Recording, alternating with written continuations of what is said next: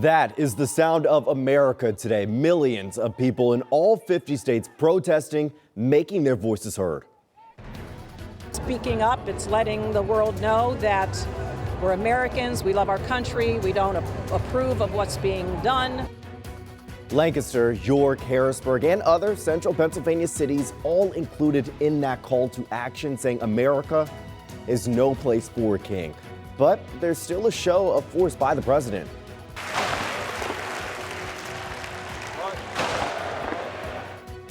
A 21-gun salute for President Donald Trump and a military parade. Thousands of soldiers and others in Washington, D.C. paying tribute to that army.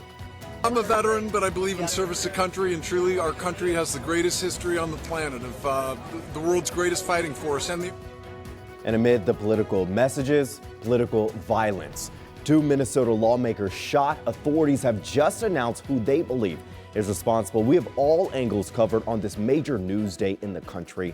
Thank you for joining us tonight at 11. I'm TJ Anthony. Well, these are just some of the cities where protests are happening right now as we speak. There's a look at Portland, Oregon up there as well. Las Vegas there too. And even in Los Angeles, we did see some pretty tense moments there earlier. But overall, the No Kings movement is hitting at least 2,000 cities, including some right here in central Pennsylvania. We do have team coverage tonight. Grace Ruffalo is in Harrisburg and Joel D. Smith is in Lancaster. But first, let's go ahead and check in with the weather with meteorologist Ed Russo. Yeah, solidly gloomy day outside. We're still seeing some showers continuing this evening. Let's get you right to the radar and we'll show you where the action is at. These showers are pretty tiny, at least over most of the area. They're quick hitting, get a quick downpour and it's done. There is a bigger cell out towards the Chambersburg area, actually smack dab right over Chambersburg, getting some brief heavy rain out of that. That's going to be continuing to move east. A couple of these showers have been lighting up over the past hour or so, but the real flooding rain type deal has been in southwest Pennsylvania down into Maryland and central Virginia. Still see a lot of bright colors there popping up in central Virginia, indicating some heavier rain. But a lot of the shower activity has kind of been around us today, not so much over us. And that's going to be the case tomorrow as well. So current temperatures right now in the 60s. Again, tracking more showers for the overnight and through your Sunday. So unfortunately, Father's Day not looking the best. We'll have the rest of your forecast coming up in a few minutes. DJ? Thanks, Ed. Well, protests happen all across the country, even happening right now as we speak, including in LA, where thousands have been marching for the past several hours. And they did the same exact thing in Harrisburg today. That's where CBS 21's Grace Ruffalo was, and she continues our team coverage tonight. Well, it's going to take more than just a few raindrops to stop this massive crowd in Harrisburg. Today is all about making your voices heard. When we first got here, the protesters handed us this sticker. They have one clear message today. In America, we don't do kings. No kings, no crowns, we won't back down. You know, this is not a joke.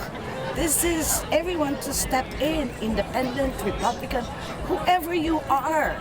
We gotta protect democracy and our freedom. A call to action across the country, including Harrisburg. Hundreds took to the streets to make their voices heard at the No King protest, which is aimed at President Donald Trump. We have 3 branches of government for a reason, and we want to see them work together with the office of the president, but right now I don't see that. I see a lot of dictatorship and oligarchy and authoritarian playbooks, and the thing is, both sides want some very good things, but we don't need a dictatorship to get it. With support both on and off the road, the protest was strictly peaceful. Attendees marched from City Island to Riverfront Park. Protesters, including people of all ages and backgrounds, including Dauphin County Commissioner Justin Douglas and State Senator Patty Kim. Some of us may not be out on a microphone every day yelling and screaming. But what I'm personally doing is making sure that whatever decisions do happen, that we are protecting the citizens of Pennsylvania. But even with support from local representatives, some protesters are still encouraging the public to exercise their constitutional right to protest. We need to meet up with our like-minded people. And if we don't stand up for our rights, who's going to do that? In Harrisburg, Grace Ruffalo, CBS 21 News.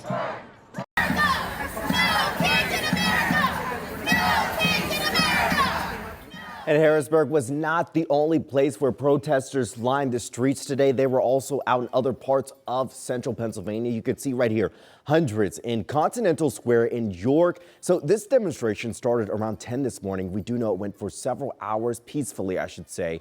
Authorities have not announced any arrests and connections with this protest. Now, we did go ahead and made a map showing you all the protests that happened in our area today. As you see right here, more than half a dozen central Pennsylvania cities were the sites of the No Kings protest. So that includes Chambersburg, Mifflintown, Carlisle, Gettysburg, and Lancaster. But overall, Lancaster probably saw the biggest crowd today among the No Kings protests locally. And that's where CBS 21's Joel D. Smith was, and he continues our team coverage. For the No Kings protest here in Lancaster, I'm talking to people. What are their real goals? Yes, they want to all be together and show they're upset, but they really hope from here it gets bigger and bigger and bigger. They need momentum, they say, to actually make change in America, and they think this is just the start. This is a great way to coalesce so that we realize we all have something in common and that we're very upset about what's going on. Anyone know what democracy looks like? Democracy can also look at results, and this group knows the most recent election went against them. My concern is, and my fear is, that our Democratic leaders are not standing up.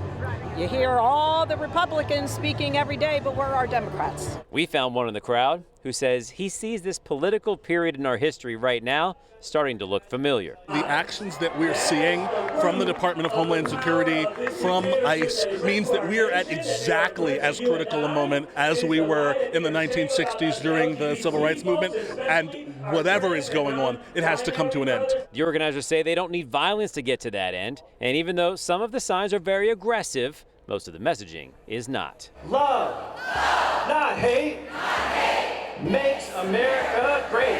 It's speaking up, it's letting the world know that we're Americans, we love our country, we don't approve of what's being done. 2026, 2028, it's too long from now. So you've definitely got to persist and not give up. In Lancaster City, Joel D. Smith, CBS 21 News. Thanks, Joel D. And protests were also held in other parts of the Commonwealth. This is a look at Philadelphia, where officials were preparing for between 60 and 80,000 people to march through those streets there. And you can see those streets were pretty filled. You can see Love Park and Ben Franklin Parkway started filling up around noon. The Philadelphia Police Department says it has had all hands on deck for those protests.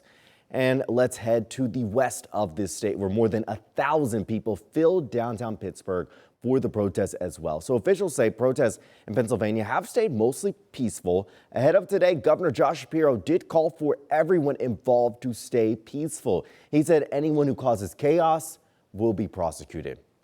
Now, you may be wondering why today. So protesters picked today to hold these demonstrations because of the military parade that just wrapped up in Washington, D.C. So those against the parade saying it felt authoritarian. This is a live look of Washington, D.C. And that parade celebrated the 250th birthday of the U.S. Army. More than 6,000 soldiers dressed in uniforms from hundreds of years of service, along with tanks, helicopters, and planes, went through the streets of D.C. It also served as a celebration for President Donald Trump, who turned 79 today. Every other country celebrates their victories. It's about time America did too. That's what we're doing tonight. This was the first U.S. military parade in D.C. since the conclusion of the Gulf War back in 1991. The Army says it cost about $45 million to hold that military parade.